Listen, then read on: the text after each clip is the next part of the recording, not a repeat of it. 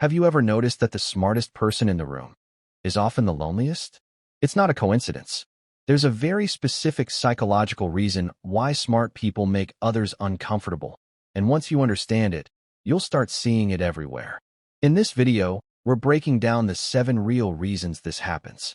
By the end, you'll never look at your social life the same way again. And stick around for reason 7. It's the one most people have never heard before, but it explains everything. 1. They ask questions others are afraid to ask. Smart people are wired differently when it comes to curiosity. They don't just accept things, they need to understand them. So when everyone else nods along in a meeting, the smart person raises their hand and asks, "But why do we do it this way?" And suddenly the room gets tense. Not because the question is wrong, but because it forces everyone else to confront the fact that they never questioned it either. That moment, "I never thought about that," feels threatening to people who've built their confidence on certainty. Curiosity disturbs comfort, and most people will choose comfort every single time. 2. They are comfortable with silence. Most people treat silence like a problem that needs solving. The moment a conversation pauses, they rush to fill it with small talk, with jokes, with anything. Smart people don't do this. They're genuinely comfortable sitting in silence. They're used to being alone with their thoughts, and they don't need noise to feel safe. But to the person across from them, that silence feels like rejection. It feels cold. It feels arrogant. The other person is waiting for warmth. The smart person is processing. 2 completely different experiences. Same room, same silence. 3.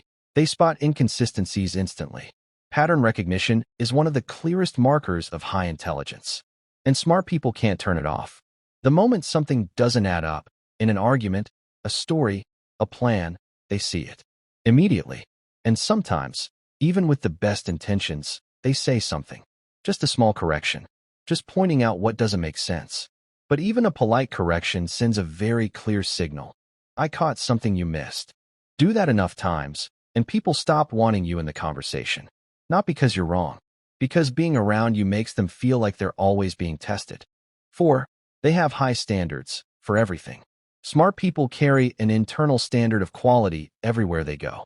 For their work, their words, their decisions, their relationships. Think about someone who rewrites an email 4 times before sending it. Who won't submit something until it's exactly right? To them, that's just how things should be done. But to the people around them, it starts to feel like silent judgment. Like whatever they do, it's never quite enough. Nobody told them that. Nobody said a word. But that gap between the smart person's standard and everyone else's creates an invisible pressure that fills every room they walk into. And people feel it, even when they can't name it. 4 down, 3 to go. And I want you to pay close attention to these last 3, because this is why smart people make others uncomfortable stops being about behavior and starts being about something much deeper. It's about identity, truth, and the way we see ourselves. Let's keep going. 5. They refuse to follow the crowd. Conformity is the social glue that holds most groups together. When everyone agrees, everyone feels safe, included, comfortable. Smart people tend to break that glue.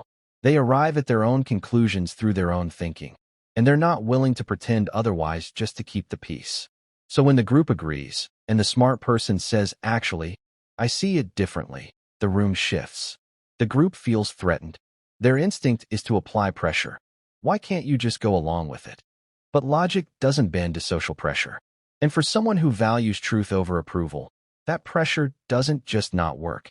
It makes the smart person even more resolute. And that is deeply, deeply unsettling to people who rely on consensus to feel validated. 6. They are honest, sometimes brutally so. Most social interaction runs on a kind of shared fiction. "I'm fine. That's a great idea. You did amazing." We say these things not because they're always true, but because they keep things smooth. They're the social lubricant that makes everyday life bearable. Smart people have a much lower tolerance for this kind of performance. When they're asked for an opinion, they give their real one. Not to hurt anyone, not to seem superior. Just because, why would you ask if you didn't want to know? But in a world built on comfortable fictions, radical honesty doesn't feel like honesty. It feels like an attack.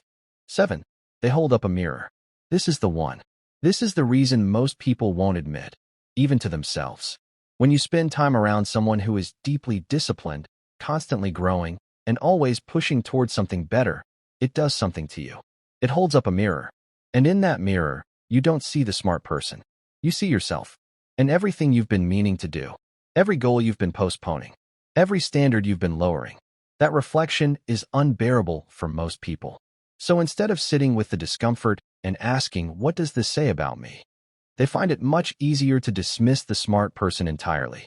They call them arrogant, intense, too much.